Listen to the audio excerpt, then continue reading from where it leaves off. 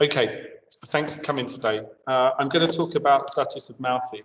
I'm not going to be pulling loads of quotes out of this. I'm going to talk about it in terms of the literary context, AA3. First of all, this is a tragedy, a revenge tragedy to be precise. And so I'm going to cover in this 45-minute period the context that you need to know about this particular text. Because like the Merchant's Tale, 50% of it is on the context and how they link to the text. Firstly then, why Italy? Okay, Italy is because it's glamorous. It's the wealthiest country in Europe from the Renaissance. It is seen as morally corrupt because the great British audience, being Protestant or mainly Protestant, are looking down on these Mediterraneans with their hot blood and their desires for revenge and their Catholicism. Okay, so one of the main contextual things is that the audience for the Duchess of Malfi is a Protestant English audience, and the audience for Chaucer would be Catholic British people, no different to the Italians, because there hasn't been that split from Rome. So we see this in Shakespeare as well. All of his plays, many of his revenges and many of his plays are set in Italy, okay, because it was a place of wealth, but also power, and with great power comes Machiavellian treachery and revenge. So it's a great place for drama, okay. So. The play starts with, I think it's Antonio has been in France and comparing the court with the French court. Now, what we have to remember is that these Mediterraneans are talking about the way their countries are run, but we're viewing it through English eyes. The audience are English eyes, and in a way, the audience enjoy seeing foreign revenge tragedies, but what the playwrights do is they often use these locations and these foreign locations to really make subtle criticisms of our own court. So we're talking about the court of James I. And so playwrights like Shakespeare and like Webster can use the disguise of talking about the Italian court, but really they're making kind of inherent criticisms of the London court as well. Okay. So why Italy then? That's the reason. It's seen as a place of utter corruption. The religion itself, Catholicism, is seen as corrupt, and that's embodied by the court and also the Cardinal. So Malfi is set on the Amalfi coast in Italy. The play is set slightly earlier than when it's actually written. It's set about 110 years earlier. And it's based on a true story. A recent widowed duchess falls in love with Antonio, but her brothers do not want her to remarry. They forbid the remarriage, the idea of inherent money and social standing. So this is a play about the role of women, the position of women in society and how men view them. And so in many ways, we're looking at the comparisons between how men view May and how they view the Duchess of Malfi. Okay, they're suspicious of her, even though she's their own sister. And they hire Bosola to spy on her. And I'm going to talk a little bit about him. So it's interesting that it's very few tragedies that the protagonist is a female. And so it's interesting that John Webster gives us a central female character. And he does that twice. He writes another play called The White Devil. And the central character in that is also a woman. So the literary context of Webster is quite interesting as well, in that he's unusual in having two plays that deal with women as central character. Okay, so the play opens with Antonio, his friend Delio. Actually, I'm going to start with the last slide rather than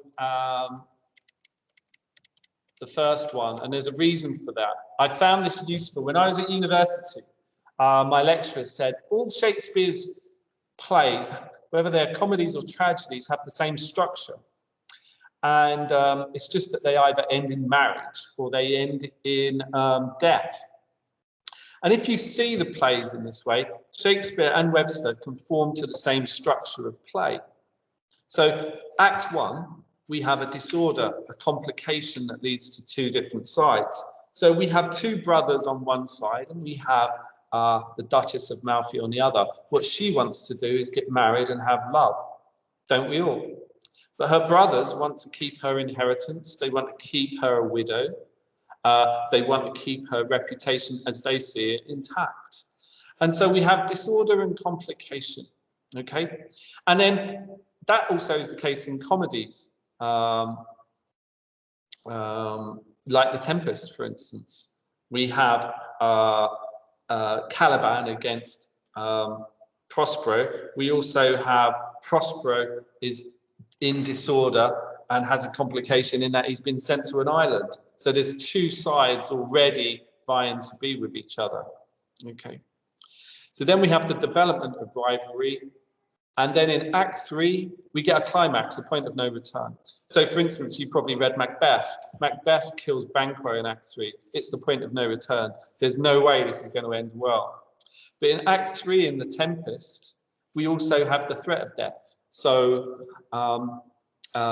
Antonio and the harpy scene, there is the threat of death. There's the threat that the king is going to be killed. So comedy and tragedy are two parts of the same coin and they have the same structure. My university lecturer said, I don't know if you want to really take this, but he says there's not much that you're going to quote from in Act 4. They're usually just reflective acts in which they're just a pause before the final scene. It's interesting whether you agree with that when you look at the Duchess of Malfi. Then the final climax comes with understanding, restoration of order. If it's a comedy, order is restored in marriage. There's also the restoration of identity. One of the key things in Shakespeare is in Act 1, identity is lost, and in Act 5, identity is restored. So in Act 1 of King Lear, the king says, who am I? Who am I? He loses his identity, okay? But in Act 5, characters regain a sense of who they are, you know. Prospero says, he takes off his hat and he says, regard who I am Milan. You know, he is restored to his identity. Macbeth says, I am Macbeth. You know, I'm going to go out the way I came in, fighting. So identity is restored, restoration of order is restored. So I just wanted to talk about that very quickly, very briefly, because if you know what each act does, it kind of helps you understand it. Don't think you have to understand every single line of Webster. He's notoriously verbose. He says an awful lot when he could say he could be more concise in his plays. But we're going to try and get to the essence of it. Are there any questions before I move on? And I'm aware I'm going fast, so that's why I'm recording it. Okay, so the play opens. The theme of Italy is decadent. So getting a little bit of context about how we view foreign societies. Have we changed that much? We're still distrustful of Europe. Maybe it goes back to our literature. And we get the reference to Bosola, who he's being cheated on a deal. He's been unfairly put in prison for a job he did for the Cardinal. He's a malcontent. Now, we get these in tragedies particularly all the time. People who have no fixed position in society. They, if there's the fixed order of being, if there's the fixed natural order, certain characters are outside of that order. And so they decide to play by their own means. Now, we get a Bosola character in a number of Shakespeare plays, like Iago in Othello, who is not from Italy, and so he's outside of their society, and so he has to cheat and deceive in order to make his way in the world. The Cardinal reminds him of his station in life and tells him, remember where you are and how low you are. So tragedies are often about order and your place in the order, and you can kind of relate that to the Merchant's Tale, that the highest pecking order is the knight, and he can do what he wants, and he can have whatever wife he wants in his marketplace. And that's the same in this play as well. Everyone has their place. So Bosola is a frustrated and upset malcontent. He's worked for Ferdinand and the Cardinal. He served time as a slave for his crimes. He's not been paid enough, and he becomes this stock character, a Renaissance character that we see. And they're going to upset the world and cause chaos, right? So they play an important part in causing the chaos. And so they will cheat and steal, and they're often given the name Machiavellian characters after the real life character Machiavel, who wrote a book called The Prince about how to keep order, maintain order, destroy your enemies, and reinforce your power. So again, Italy is seen in literature as a place in which there's intrigue, revenge, and all these things happening. Now, one of the things that we do see later on is that Antonio and Delio, they perceive this ill will between Bosola and the Cardinal, and they are hinting that if this isn't solved, there's going to be trouble ahead. Now, remember, let's talk a little bit about dramatic irony. And you all know it from your time doing drama before, where the audience know what's going to happen ahead of the characters. And so we have more knowledge than the characters, and so there's a sense of dramatic irony happening. Now, remember that the audience going to see this play, the Duchess of Malfi, the title of it would be, and it's worth considering this, it usually gives it its full title, is it not? The Revenge.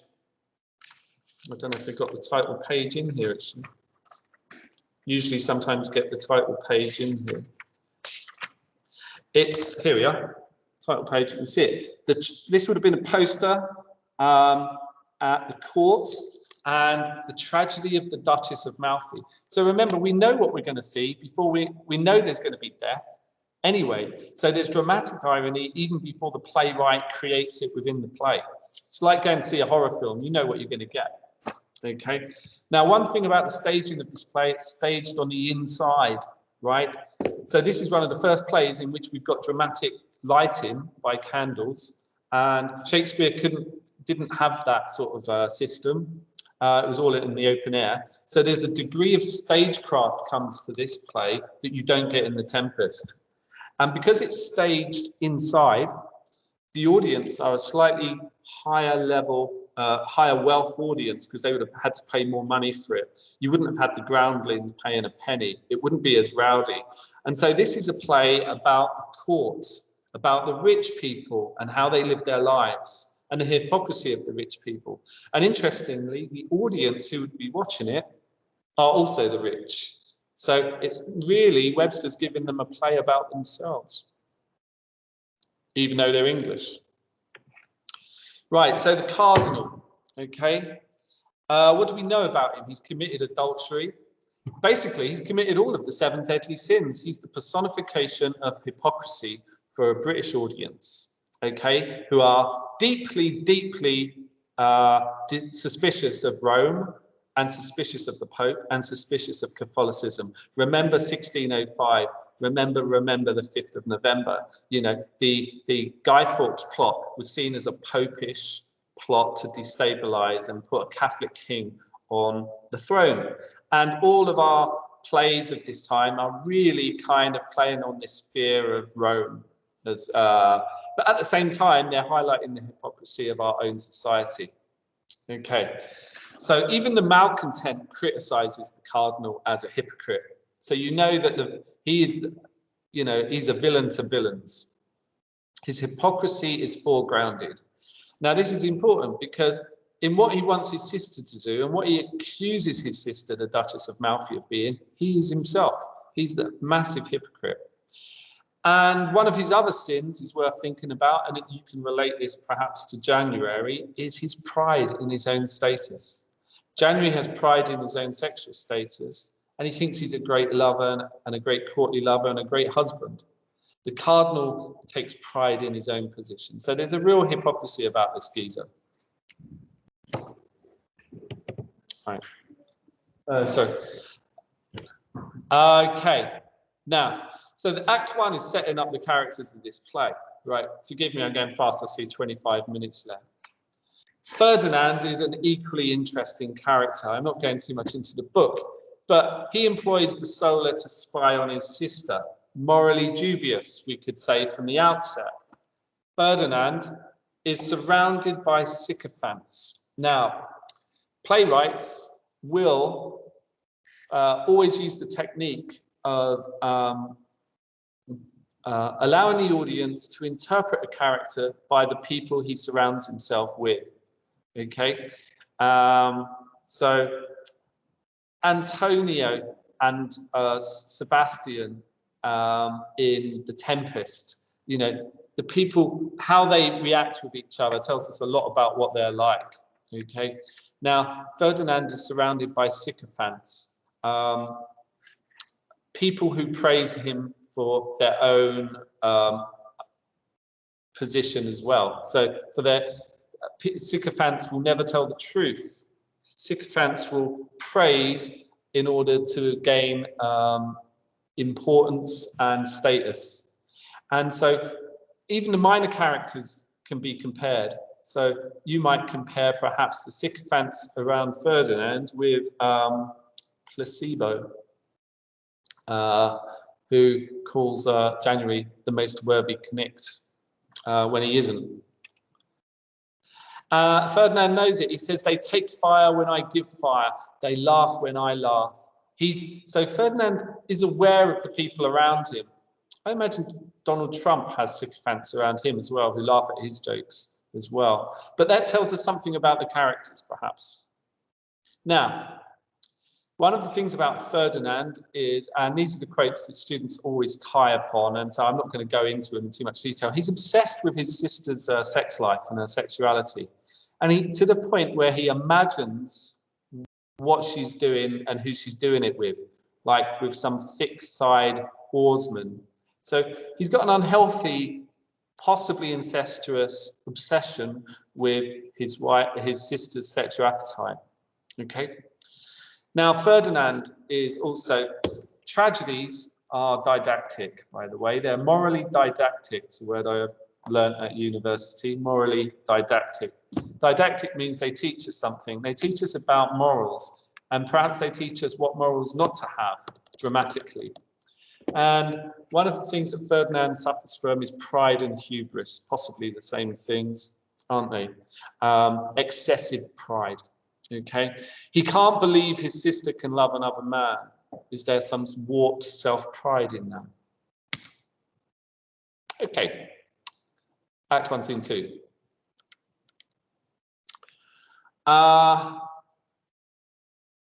Disorder, disorder, disorder, right? We've got hustle and bustle of the court.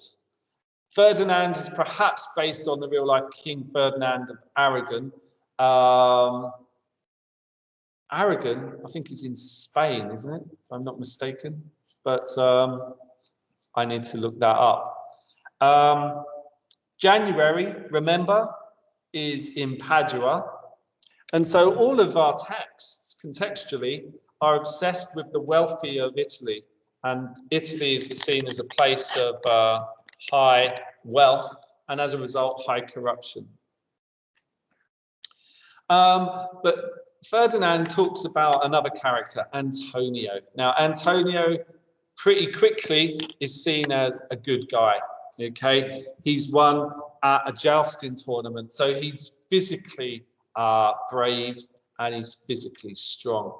And so really, this is kind of exposition. Exposition is that clunky screenplay where each character is described to us. Okay, and Webster is quite, you know, he gives a lot of detail telling us about the characters.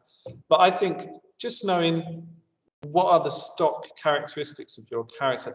Antonio is seen as a decent guy, and perhaps his success in the jousting field is a sign of that.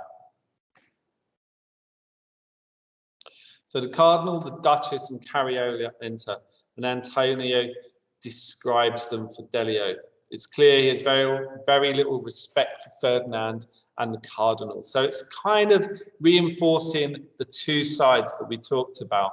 Okay, so we've learned pretty quickly who are the goodies and who are the baddies. It's clear that he's also in love with the Duchess. Perhaps one of the things to think about in the language of Antonio is that he's quite clever and intelligent, and there's maybe a degree of foresight that this is a man he's not high up. He looked after the Duchesses. He was like a groundsman looking after her horses. He's a paid employee, and he knows that with sadness that perhaps their love is doomed. It's a little bit like the Irish chauffeur in Downton Abbey marries into the family. He's always kind of aware that this isn't going to last, right? So maybe there's some dramatic irony there. Okay. So Antonio tells us about the deception of Ferdinand and the Cardinal. Okay, he's not a sycophant, so he's marked out as different to those others.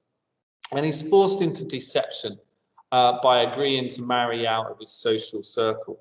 So this is an honest man who must become dishonest. Okay, so in many ways, this sets up one of the themes of the play, which we see in all Shakespeare's tragedies. We see it in The Tempest as well, is that theme of appearance versus reality. You know, the happy face and the sad face, the masks, the idea of masks for drama is because it's this eternal theme of people have to wear a mask. So a mask of goodness and holiness, but his real self is something else. The Duchess, who is good, is forced to wear a mask because she's doing something that goes against her brother's will. And so is Antonio forced to wear a mask because in agreeing to marry, he has to deceive. So you'll often see imagery and metaphors, particularly about deception and wearing a mask and being in disguise and being your true self. Okay.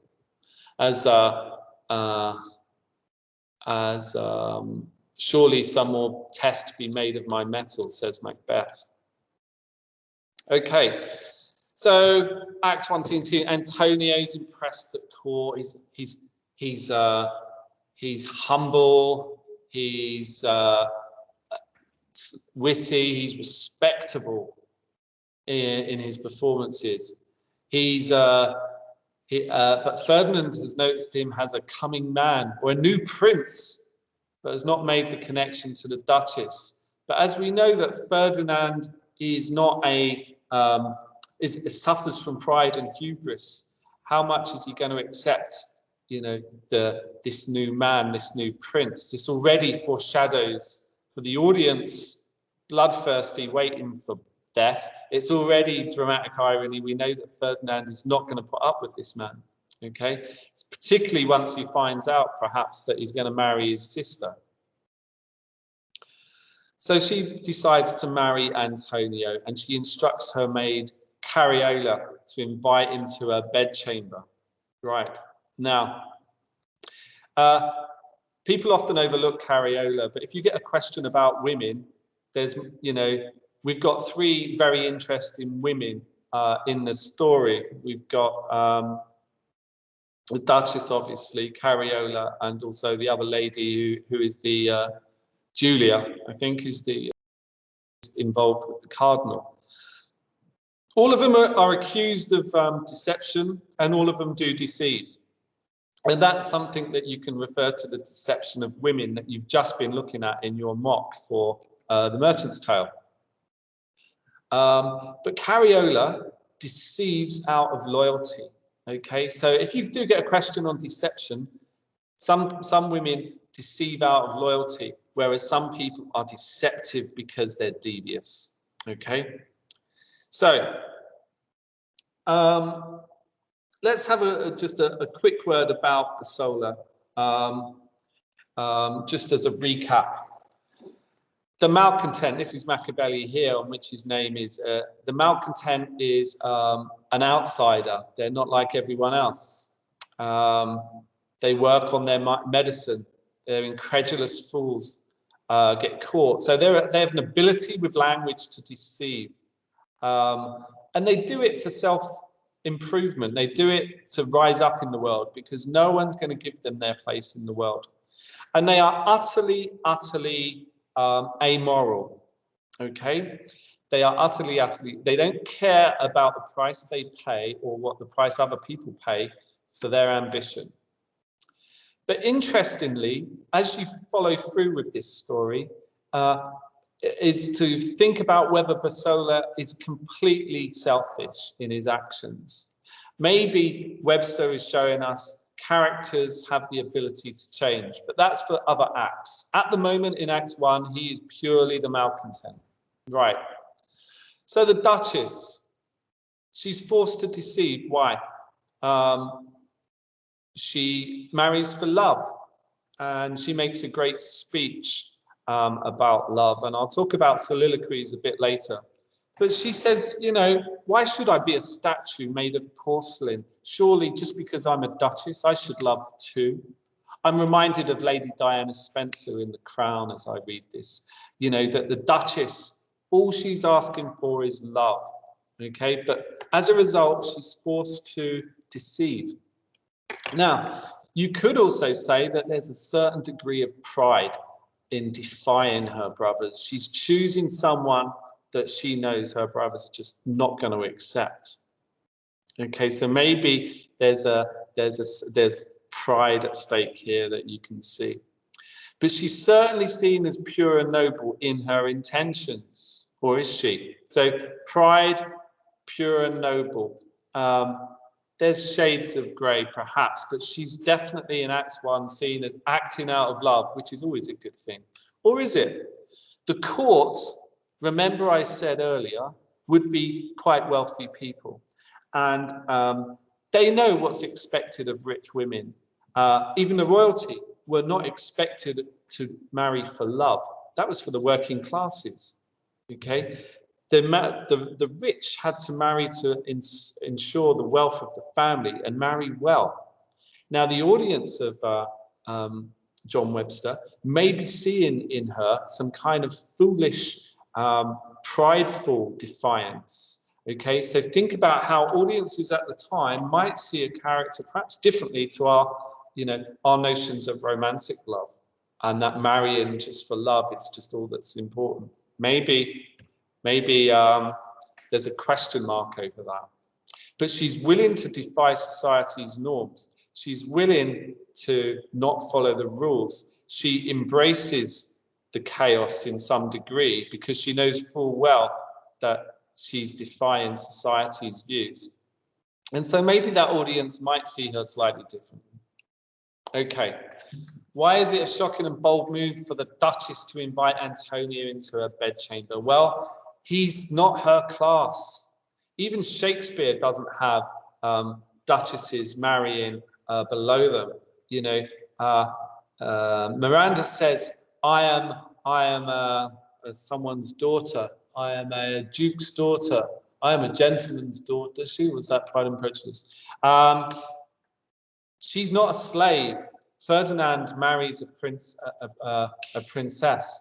Shakespeare's quite conservative in who marries who. So she's really going against her class and going against society's mores.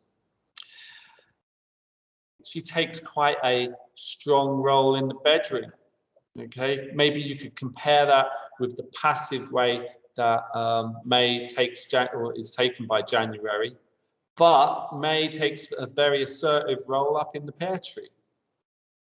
She defies her brothers. She's defying patriarchy. Maybe a modern audience see her differently. Maybe we can see her like May.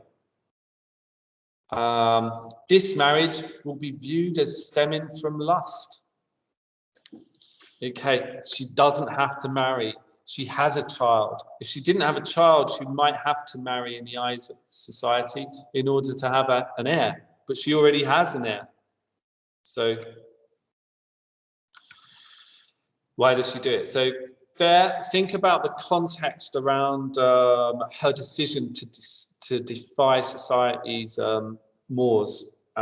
Shakespeare rarely has characters do that. Okay. Sorry, John. Yeah. Okay. Character quotes: what they say, what they do, what others say about them. I'll talk about asides later. Think about the characters who speak in verse and prose. Those who speak in verse obviously are a higher status, okay, and those who speak prose are usually in the subplot scenes for comedy, the lower classes, if you like. Okay, so we've established the two different sides, okay? Antonio the lover, the cardinal on the one side, Cariola the loyal maid. Again, like the loyal maid to Juliet in Romeo and Juliet, they're usually figures of fun, but they're usually utterly loyal to their women. And perhaps we will see her always being loyal, even if she has to deceive for her mistress. Okay, so Ferdinand begins to get suspicious and he employs Bosola to spy on the Duchess. And he appoints him the master of her horses. So he takes on this role in order to be close to the Duchess. Bosola doesn't really want to do it. He doesn't have any time for Ferdinand, but he agrees in hopes of a preferment. And the Cardinal and Ferdinand are both leaving Malfi on business. But they lay down a warning that she must remain chaste during their absence. Again, you know, the implication is that men have to warn women not to have sex. Again, there's the control over women's sexuality that maybe reminds us of January chaining May to the rope. They have different reasons for instructing her to avoid male company. The Cardinal is concerned with her social status and reputation, that if she was to be seen to marry or be with other men, that her reputation would be at stake. But Ferdinand's more driven by that jealousy, that incestuous jealousy. So obviously, they leave the scene. Of course, Antonio and the Duchess are going to get it together. And that's a really romantic scene. The Duchess pleads with him, and it's hard not to see the humanity in her verse. You know, she describes herself with metaphors such as, you know, I'm not made of porcelain, I'm flesh and blood. You know, it's a strong argument, and it'd be hard not to have sympathy for her. But remember the context of she's going against her birthright.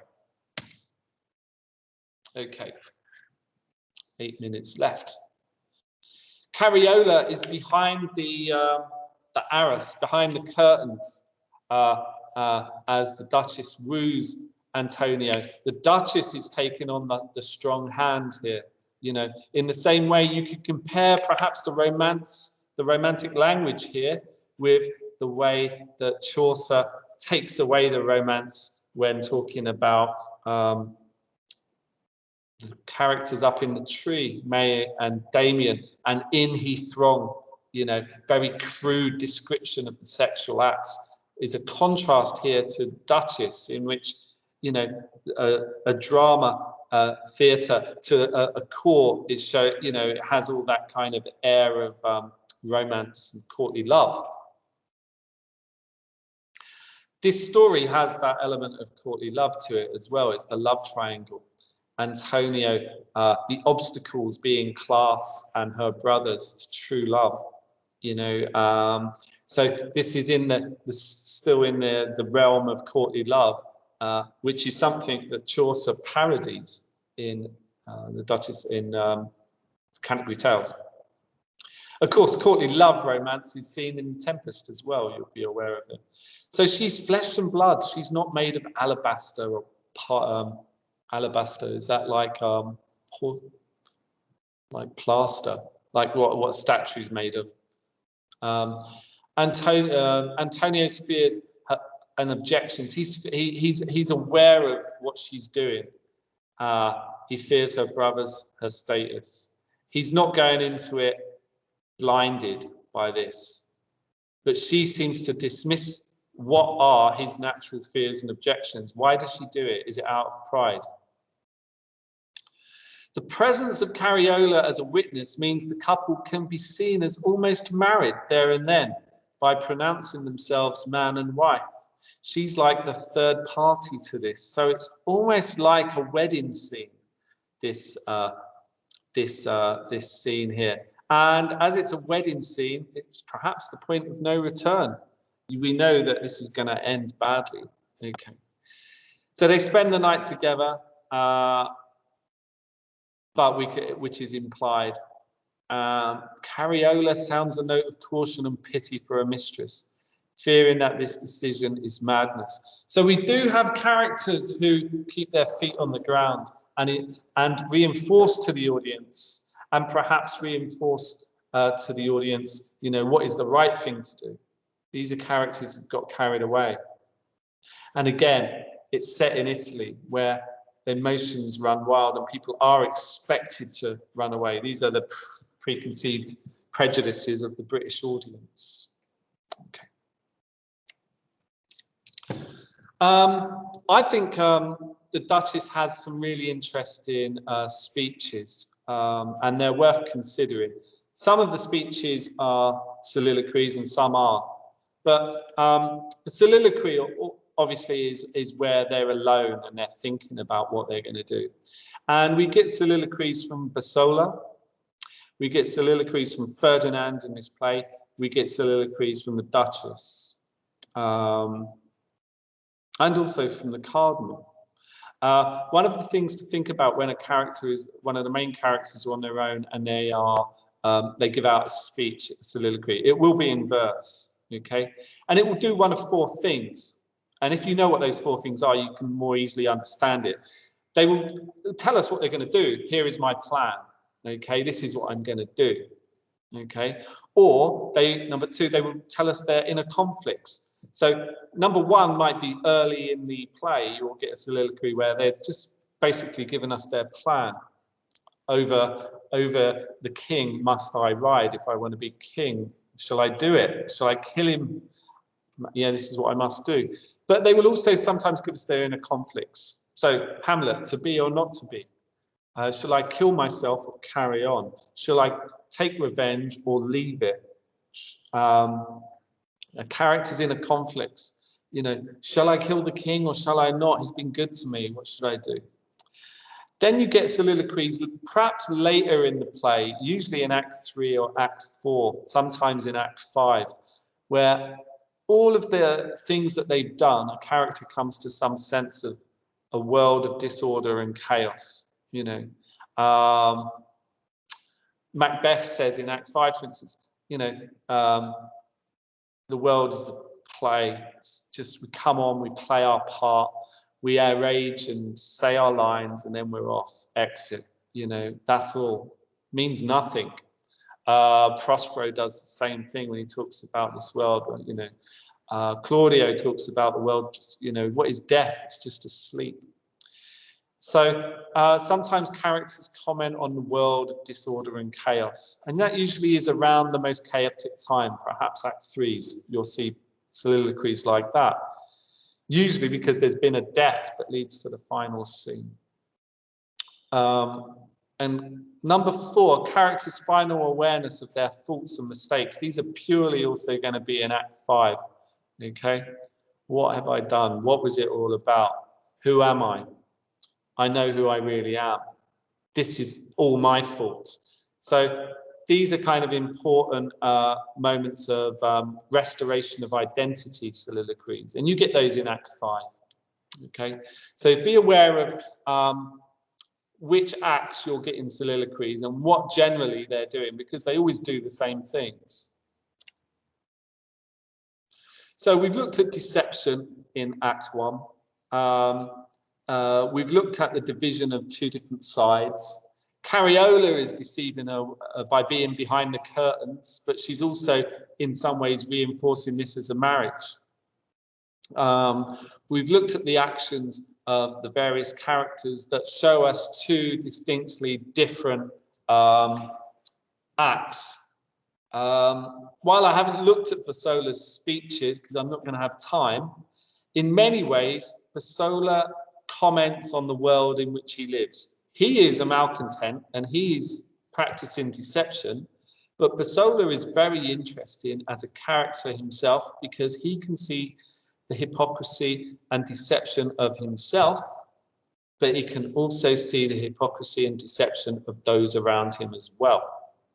So his speeches really give us a commentary on what we're made to think of the Cardinal and Ferdinand as people who are sycophants. And he also makes commentary on the world of the court, in which the world is just a place of bullshitters and people who are obsequious and who are just praising others for their own gain. There's no truth in this world.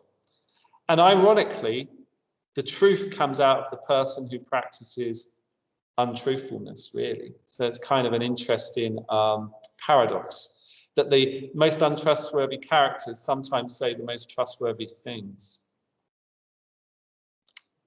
So that brings us back to where we started. I'm happy to take any questions. I've got to 5 o'clock. I appreciate that it's kind of just throwing stuff at you, but probably a lot of that you knew if you've studied it. If you haven't studied Duchess of Malfi yet, it gives you a kind of some kind of things to pin your knowledge on, I hope, for Act 1, and to read it perhaps yourself and maybe refer into some of these things. I'm happy to take any questions either through speech or through typing, if anyone has any. But I will stop the recording now. So first of all, right, okay.